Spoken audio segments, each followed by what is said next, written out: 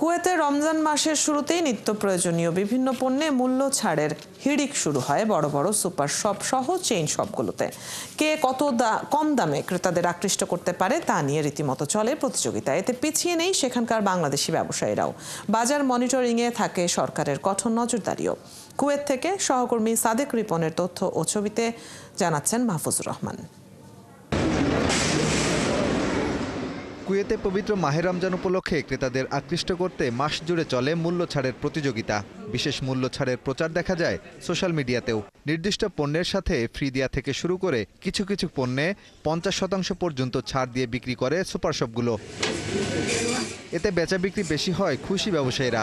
বিভিন্ন দেশের পণ্যের পাশাপাশি বাংলাদেশি পণ্যও কিনে থাকেন বিদেশি ক্রেতারা। চাল, ডাল, তেল, চিনি, ফল সহ নিত্য প্রয়োজনীয় যেসব পণ্যের চাহিদা রমজানে বেশি থাকে সেগুলোর উপর থাকে বিশেষ ছাড়। এ কাজে পিছিয়ে নেই বাংলাদেশি ব্যবসায়ীরাও। কেউ যেন পণ্যের দাম বাড়াতে না পারে সেজন্য পণ্যের গায়ে দাম ও এর মেয়াদ থাকা বাধ্যতামূলক। এগুলো খতিয়ে দেখতে ভোক্তা অধিকার সহ সরকারের একাধিক সংস্থা নিয়মিত তদারকি করে থাকেন।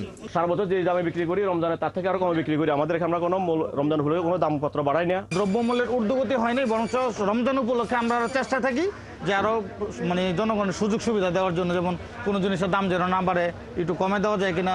মিউনিসিপ্যালিটি অর্থাৎ আরবিতে যেটাকে বলো দিয়ে বলে, তারা আসলে সবসময় মার্কেট পর্যবেক্ষণে থাকে, যার কারণে আসলে এখানে দ্রব্যমূল্যের দাম বৃদ্ধি পায় না। কখনোই চাইলে যে কোনো দোকানদার আসলে দাম বৃদ্ধি করতে পারে না।